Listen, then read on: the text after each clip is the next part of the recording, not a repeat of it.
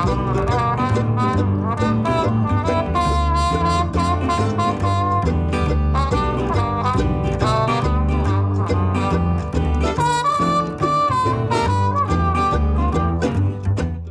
the podcast with the cheek, the nerve, the gall, the audacity, and the gumption. Yes, it's On the Ledge. Welcome to the show. It's episode 171, and I make no apologies for channeling Tayce from RuPaul's Drag Race UK this week, because that queen is giving me life. In this week's show, we talk about humidity. Is it moist in here, or is it just me? And we hear from listener Tegan in Meet the Listener. A clutch of lovely messages has greeted me this week, so thank you for all of you who've been in touch, including Angela, who wrote me a lovely message about Sansevieria Bantel's sensation and where she managed to track one down in the UK. I have now got one, but thank you for your kind offer, Angela. New Patreon subscriber Muffy in Singapore got in touch to say how much she's enjoying the show, and in particular how useful she found the A to Z of potting mixed ingredients episodes. So thanks for that, Muffy. And one of my OG patrons, Anthony, got in touch from the US, and his lovely long email was full of good ideas for the show and also plenty of encouragement. And he ended his email, "Your enthusiasm for the topic never seems to wane, and your ability to help us, especially those of us in the not-so-United States, work through the horrible things we do to each other is life-changing and heroic." I don't feel heroic, I have to say. I just feel like a slightly harassed mum trying to hold it all together amid troubling times, but grateful also that I have my health, a job, and a lovely family and a lovely dog. So I take those words on board, and I've slowly learning in my mid to late 40s that I need to accept praise rather than rebuffing it. So I will just say thank you, Anthony, and I appreciate your message. 2 reminders. Houseplant Hour happens every Tuesday at 9 p.m. GMT. That's 4 p.m. EDT. Work out your own time zone from there on the wonderful platform that is Twitter. Did I say that already? At Houseplant Hour is the account I use for that. So do check it out. Come and join us. It's just a chance to tweet about plants, ask questions, show off, commiserate, and so on. It's a kind of a Twitter version of On the Ledge, so do come and check it out if you are on that platform. I'm also running a competition with Kira Long, the illustrator who did my last Patreon card. Not this Christmas just gone, but the Christmas before. We're running a joint competition to win one of her wonderful personalised illustrations. That's the first prize, and the second prize is a houseplant print. It's open to anyone across the world, so do go and look at my Instagram at j.l.perrone to enter. You've got until the 31st, January the 31st, 2021 to enter. So good luck with that. Thank you to Tito from the Netherlands, who got in touch to show off his wonderful botanical throne and thank me for making the show. Tito suffered from the terrible super typhoon that hit the Philippines at I think it was the end of last year, and is still recovering from that. So extra good plant vibes to you, Tito, and glad to hear that the show is getting you through all of your domestic tasks and making them pass that much quicker. 2 reviews to note this week. Sideria from the Netherlands wrote a lovely review on Apple. What is it called now? Apple Podcasts. Is it called Apple Podcasts or iTunes? Whatever the heck it's called. And Lucy left a lovely review on Podbean. So thank you to you two. And a quick shout out to my new plant patrons this week. Colin became a crazy plant person. Judy, Muffy, the aforementioned Muffy, Sarah and Gina all became legends. And San Francisco Plant Daddy became a super fan. Thank you to all of you. And coming up about halfway through the show, you'll hear a short trailer for a new podcast called Flora Funga. Sound interesting? Do listen out for that.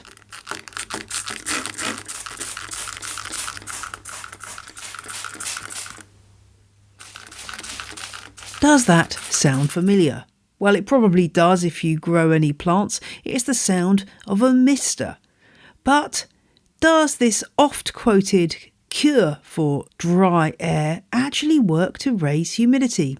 That's one of the things we'll be finding out in this week's show with the help of a couple of extra guests. So humidity just means how much water vapour is there in the air, how many water droplets are there.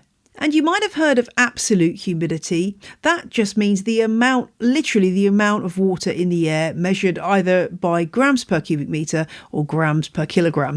But this doesn't tell us the whole story, and that's where relative humidity comes in. And this is the number that you get as a percentage, and it tells us the degree to which the air is saturated with water. In other words, if relative humidity is 100%, that means that the air is completely saturated with water vapour, as much water vapour as there could be at that temperature. And those last three words are really key, because colder air holds less water than warmer air. So I hope that makes sense. I mean, basically what you need to know is if you have the same amount of water in a very hot room, relative humidity will be lower than if you are in a cold room. And what's the usual relative humidity of our homes? Well, it does vary. It depends what kind of climate you're living in, what kind of heating and cooling mechanisms you've got. But usually you'd find it roughly around the 40 to 50% mark. And of course, the $1 million question is, how much humidity does the average houseplant need? Well, it's hard to generalise, but generally somewhere between 40 to 60% is fine for an awful lot of plants.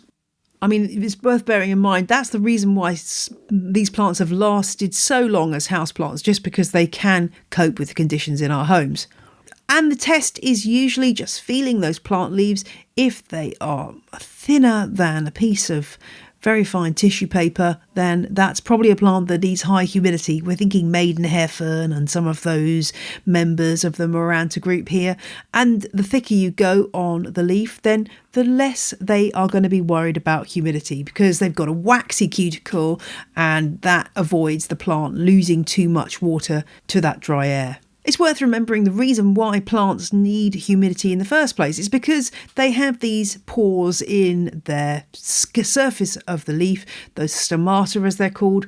And when the air around them is dry, that means they tend to lose moisture out of those pores.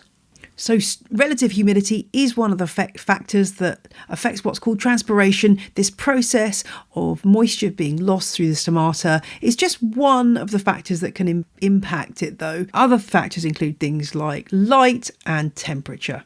So that's the basics on humidity. But what can we do to increase humidity for those plants that need it?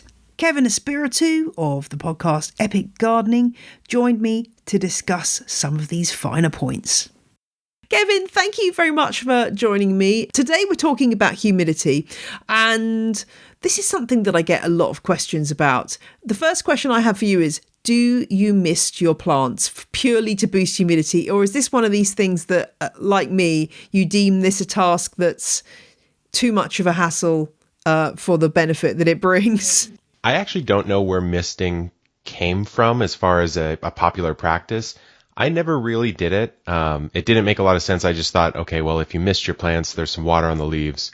The water will evaporate and will raise the local humidity right around the plant. I guess that's the logic. But if you look at the studies, it really doesn't do much of anything at all. Although I know a lot of people will do it, they find it like a peaceful activity for their houseplants.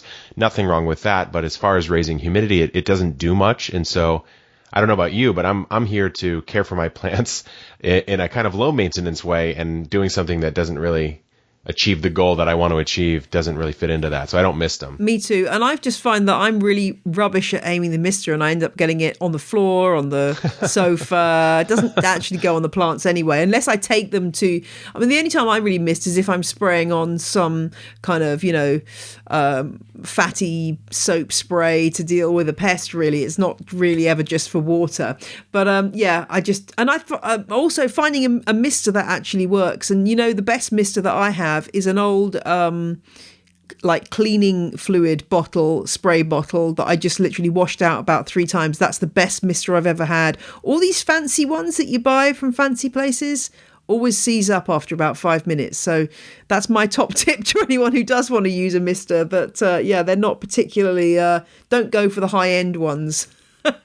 Yeah, there's a whole like little submarket of these sort of fancy or bougie misters, I guess. And it's an interesting little phenomenon. Yeah, but I guess that people like to buy houseplant accessories, which is fair enough. I mean, I don't know how humid it is where you are on the West Coast. Do you need to boost humidity in your house, or is it not really too much of a problem? It's not that big a deal. I think I sit somewhere around 40 to 50% just naturally, so it's not really that bad. But I do have a humidifier. And then another way that I naturally boost humidity is most of my houseplants, I have a really small house now. And so most of my houseplants are in one area of the house and they're kind of grouped together. And that actually will increase the local humidity around that area. So, you've got all that soil is moist, it's evaporating, the plants are transpirating, and you've got a little bit of a higher humidity level in that area. One specimen plant on its own is the one that's going to be most vulnerable if it's on its own in a room, isn't it? Because it just doesn't have its buddies alongside to create that microclimate. What are your feelings about humidifiers generally? I haven't bought one because I just kind of feel like it's another thing that I have to worry about, clean, fill, and fiddle about with. Yeah, I would say for the average houseplant owner, probably not necessary.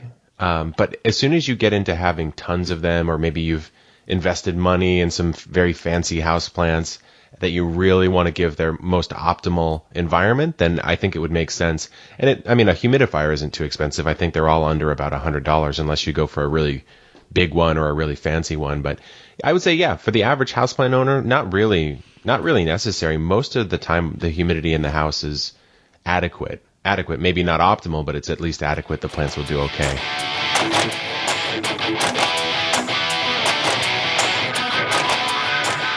Hello! Who's ready to get down and nerdy? I'm Caitlin Keene, a plant biologist with a thirst for mycology. If you're into science and other interesting biology topics, listen to my new podcast, Flora Funga Podcast, releasing February 10th, where I dive into topics like how plants and fungi communicate with each other. I also cover how mushrooms can help save the world by breaking down plastics and radiation. Did you know that the smell of fresh cut grass is actually the plant screaming for help? Terrifying. Or that plants carry the same disease genes that humans do? What? Learn more fun tidbits like these by subscribing to Flora Funga Podcast. I'll be releasing new episodes every other week. Check the show notes to find the link to my website, florafungapodcast.com. I can't wait to learn and grow with you. Hope to see you soon. Have a great week, my scientist, and go learn something new today. I hope you're looking forward to listening to that new podcast as much as I am. But back to humidity. Now, I know that some of you are thinking, well, yes, it's all very well saying I don't need a humidifier, Kevin and Jane, but actually I have a lot of plants and I really need a humidifier. You see, I know your thoughts before you even think them, listeners. So what kind of humidifiers are there and which one is the right one for you? Cool mist, warm mist, what's the difference? I have no idea. Good job I have Jonathan Jerry on hand to provide an explanation. Over to Jonathan to introduce himself. My name is Jonathan Jerry. I'm a science communicator with the McGill Office for Science and Society in Montreal, Canada. I'm a bit confused. I don't have a humidifier because my house is old and damp, so it kind of is a natural humidifier. But I hear from loads of listeners, particularly people living in apartments where the air is very, very dry, saying they desperately want one to help with their plants. But I hear some horror stories about maintenance, cleaning, refilling, them not really working. it's a bit of a minefield, isn't it? This area of humidifiers, it seems to me. There are lots of claims that are being made, health claims about what humidifiers can do to improve your health as a human being. And a lot of them are unfounded. There's just no good evidence behind them. But it is true that, I experience it every winter, the air gets very, very dry because cold air can retain water vapor much less so than warm air. And so it can be very uncomfortable, and using a humidifier can certainly make the air that we breathe more comfortable. But there seems to be a trade-off in terms of safety, potentially at least.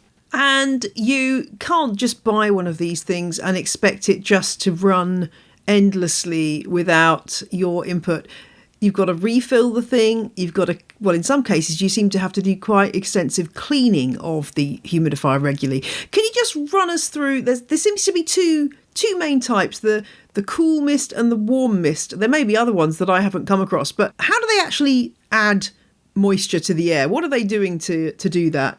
So warm mist humidifiers are these very kind of old school sort of tea kettle like humidifiers. They just boil liquid water in a reservoir and they turn it into water vapor very, very slowly. And so the mist that they emit is very warm, as you would expect from a tea kettle, for example. And there are concerns about that. For example, if you have young children, they could injure themselves by getting directly in front of this very, very warm jet of water vapor. And then there's another issue is with bacteria, which is that there you have a reservoir filled with water, and if you don't clean this regularly, you could get bacterial growth in there. And this was actually tested by Consumer Reports, which is an American sort of consumer information advocacy organization, and they tested a number of these warm mist humidifiers, and when bacteria were present in the tank, either because they had not cleaned it in 3 days or because they were actually adding bacteria in the tank to test this, they found that almost all of these warm mist humidifiers, they did emit bacteria into the air. And so that's something to keep in mind. Now, these bacteria may not cause any actual disease, but they could make a pre-existing allergy or asthma worse. So that's one kind of humidifier. And then there are the cool mist humidifiers, but there are different technologies here at play. There are two main ones that I could find. There are those that use a very thick paper wick. It almost looks like an accordion. So these are the wick-based humidifiers. And so essentially, the water from the reservoir goes onto this wick, which has a very large surface area. And it creates these little water droplets that then get pushed out using a fan. And so that's why these types of models can be very noisy. And this wick filter has to be replaced every few months because mold can accumulate on it. And then the third one is a very common one. It's one that I had myself. It's called an ultrasonic humidifier, and it sounds like the perfect humidifier because the mist that it generates is very cool. It doesn't use a lot of electricity, which is good for your electricity bill. And there's just a small vibrating bit in the water tank, and it turns liquid water into a vapor. So it's safe, it's efficient, or so it seems. But the issue that has come to the forefront recently, especially, is that if you have one of those ultrasonic humidifiers, you may have noticed that there's this white mist, this dust that ends up covering your furniture around the humidifier. I've noticed this myself. And so the question is, well, what is this thing? And what is happening is that the water that you put in the reservoir, if you're using tap water, it contains certain minerals and certain ions, things like calcium and magnesium and sulfate. There are less common substances like lead and manganese and arsenic and copper. And these minerals, they get turned into aerosols, into little particles that float in the air by these ultrasonic humidifiers, and we breathe them in. Now, if you have a warm mist humidifier, that doesn't really happen quite to that level because the water gets boiled and the minerals get left behind inside the machine. And that's why you have to remove the calcium deposits on the heating element. But with these ultrasonic humidifiers, they do generate a lot of these particulate matters. And the thing is that as far as we know, these minerals are safe to breathe in. but we don't really have long-term data on breathing this stuff, day after day for years on end. And so that has been my concern when I looked into this myself. I'm not a humidifier scientist, but I looked into this to communicate about this to the public because that was one of the questions that was raised. And I have now put aside my ultrasonic humidifier and I don't use it anymore, not because I know that it is bad for my health, but just because there's this big question mark and I just don't know what it really is doing to the air quality that I'm breathing in every night. Would one solution to that be to use distilled water I guess that's adding to the cost, but would that be one solution that if you use distilled water, presumably you wouldn't get that kind of outcome? Absolutely. So some humidifiers do have demineralization cartridges built in. And so if you're willing to fork over the money, that will take care of the issue in theory. But as you mentioned, otherwise, yeah, sure, you can buy distilled water because that is what distilled water is. It's water that's been evaporated and it has left all those minerals behind, and then it goes back to a liquid form. But the thing is, I did a little back of the envelope calculation with my own personal humidifier, which has a 3.5 liter tank, and this means that I would have to buy almost 25 liters of distilled water every week for it to run every night. And this is a lot of money. This is about £6 a week. And you have to take into account, the plastic containers that you're generating. You have to purchase them. You have to transport them. You have to dispose of them. So it will take care of this particulate matter issue, which again may or may not affect our health, but it's quite the thing to go about it and sort of buy 25 liters of distilled water every week throughout the winter to run your personal humidifier. Wow, yeah, that's a lot of water to lug around, and the expense is obviously considerable. So that's really interesting. And I guess from my point of view, my other issue, I guess, with humidifiers is just that it's another electric device to have in my house that's, and I guess less so with the ultrasonic one, but with the other types, adding to my electricity bill, which, here in the UK, we pay a lot for power anyway. And it's just another thing it's another chunk of plastic in my house. So I kind of resisted on that level. And it does seem like, from what you've been saying, that it's not a straightforward win for you or your houseplants to have one of these devices. I guess this is all good in that presumably the humidifier industry will be ever refining and trying to make a better product as a result of, people discovering that,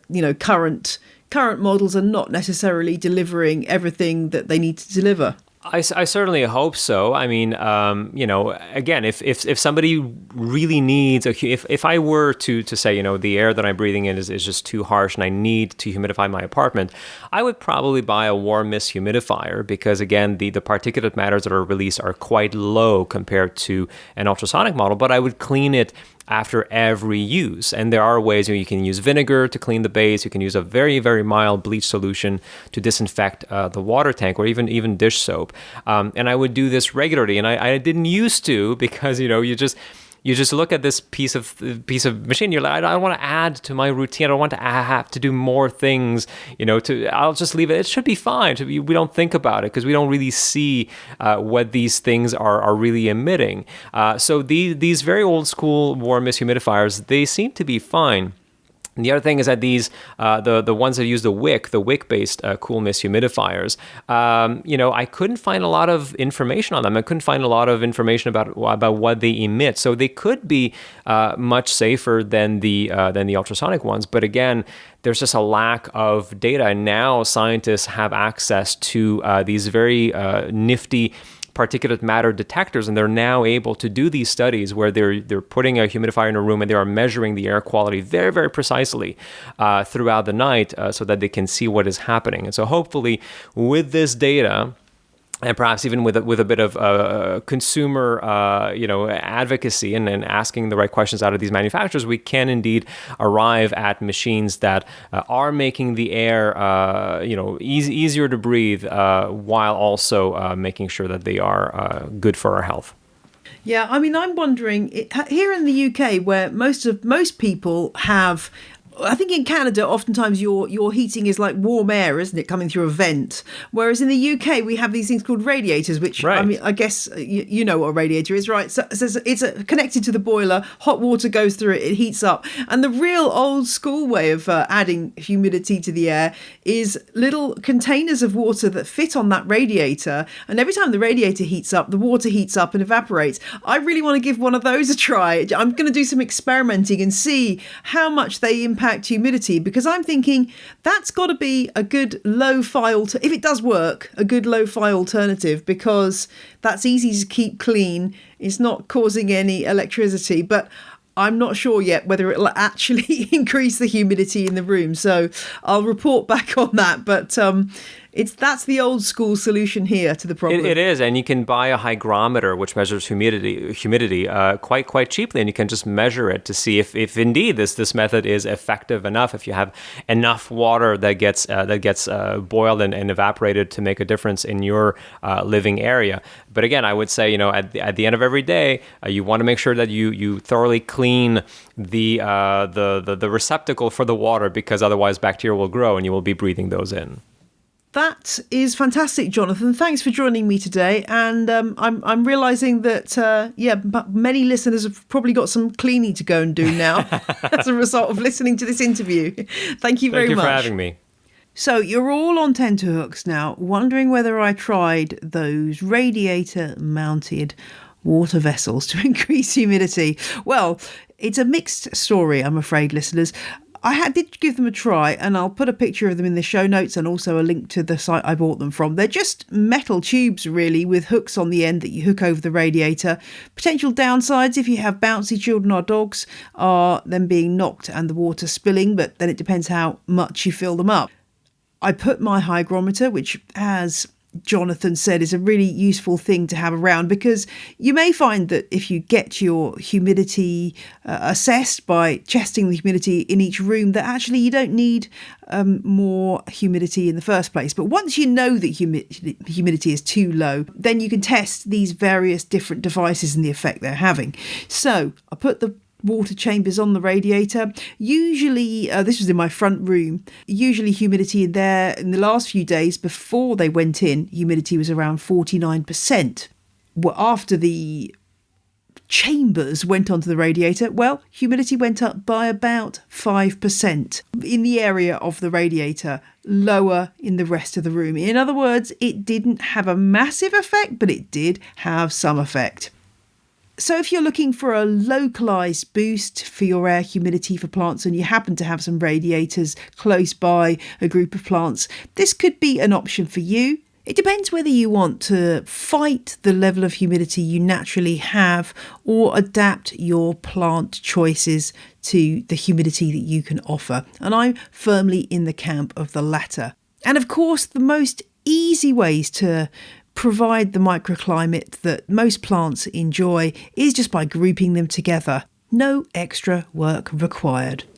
My next experiment, well, I'm going to try in the coming weeks testing a pebble tray option versus a plant without a pebble tray, and I will report back on my findings on that front too. Because I know this is one of the techniques I'm often spouting off about as a way of increasing humidity, but I've never actually done the tests to find out if it makes much difference. So stay tuned for more experiment results in the coming week. So it's over to you. I'd love to know what humidifier you use, if you use one at all, if you've got any other cunning ways of increasing humidity in your house, or if you've got any thoughts on humidifier cleaning routines or anything else. You know the address, ontheledgepodcast@gmail.com. And you can also check out the show notes for links to Jonathan's article about humidifiers, more on what relative humidity is, and so on and so forth. Right, before I get a case of the vapours, let's move on to Meet the Listener. Hi, my name is Tegan. I live in Brisbane, Queensland, Australia, and I love plants. I started listening to the On the Ledge podcast during some home renovations, and now I listen to it while I'm working on setting up my greenhouse cabinet. My journey with plants started when my husband and I bought ourselves a townhouse, and I started looking at how we were going to decorate it. Since then, I've become kind of a plant hoarder and channel my hoarding tendencies into plants and things related to them. I never thought that I would be a plant person, especially because I'm not particularly impressed by flowers. But I started to see the foliage and the leaves, and being an art teacher, there was no way that those patterns and textures wouldn't eventually win me over and draw me in. My collection is growing all the time, and I'm starting to bring in some more rare plants as well as some specific varieties that I've been looking for, and I'm just loving watching it grow.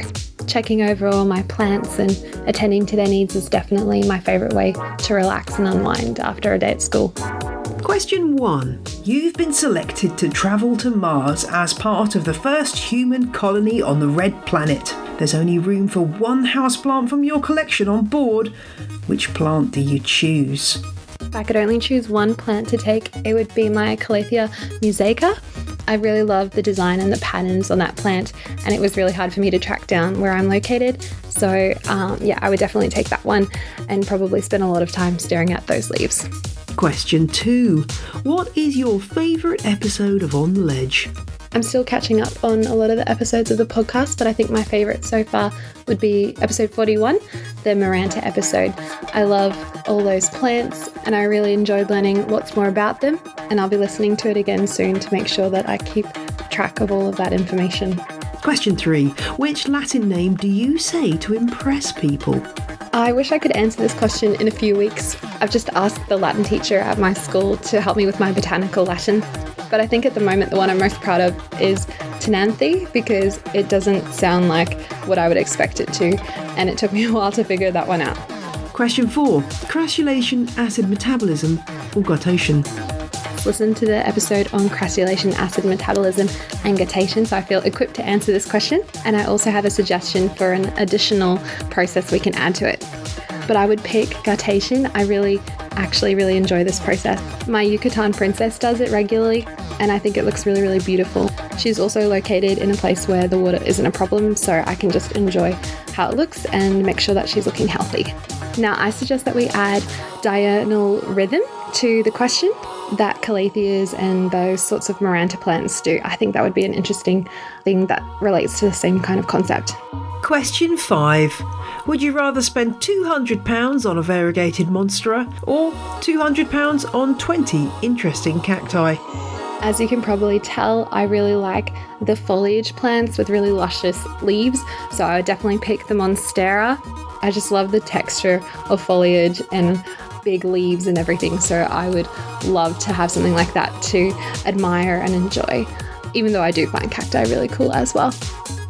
Thank you, Tegan. And if you would like to be featured on the Ledge, drop a line to ontheledgepodcast@gmail.com, and my assistant Kelly will be in touch to fill you in on the details. Before I go, let's just catch up on the On the Ledge sew along. It's been great to see so many of you starting to buy and sow your seeds. If you haven't got a clue what I'm talking about, do check out the OTL sew along hashtag and last week's show, episode 170, for more information about what this means. It's basically our opportunity to go nuts with seeds and get lots of houseplants for very little money. That's the key. And it's been great to see so many of you getting involved already. Grizzly Grove on Instagram has been showing off some lovely little Drosera seedlings, which were chucked in some sphagnum moss last autumn to see if they germinate. And they did. They're so cute and so tiny. Thanks for sharing, Grizzly Grove. Botanical Bachelor on Instagram has had successful germination of Hoya incrustata seed. Ooh, that sounds interesting, and they look great. Keep us posted on that, Botanical Bachelor. And Prodoji has posted pictures of a wonderful Cyclamen persicum grown from her own plant seed pod last year, which is just so adorable, and bright pink flowers to boot. So that's great. That's what happens when you do this sew along. You get some wonderful, wonderful plants. And Prodoji writes, I think everyone should try growing something from seeds. It's such a fulfilling life experience with the bonus of getting amazing little results to share with friends. Amen to that. And Jen Plants 2 in Minnesota has been sharing pictures of the Lapidaria grown for the 2019 Sow Along. They're doing lovely, Jen. That's brilliant. So it just shows you can end up with some wonderful plants as a result of your efforts. And lots of you are also sharing your exploits on the Houseplant Fans of On the Ledge Facebook group. Do remember to edit your post and add OTL Sow Along as a topic. You just press the 3 dots in the top right hand corner to do that. Molly has some exciting deliveries from Chiltern Seed. She's growing Stephanotis, Coffea, Arabica, Ionium and more. My assistant Kelly's looking for some good sources of Coleus seeds in the UK. And Tate's been sharing some 2020 success stories, including Pseudorhipsalis ramulosa and Dioscorea elephantipes. Both wonderful plants. Well done, Tate. So I hope that's whetted your appetite and got you enthused about the Sow Along if you weren't before. I'm going to be answering On the Ledge Sow Along questions in a episode coming to your ears very soon. So if you've got any questions, please let me know. Happy to try to help with any seed related topics.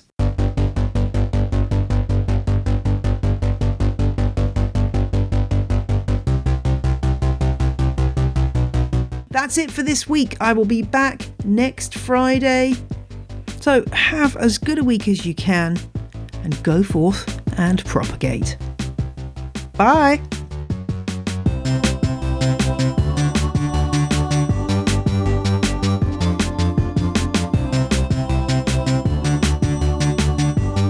The music you heard in this episode was Roll Jordan Roll by the Joy Drops, Chiefs by Jazar, and After the Flames by Josh Woodward.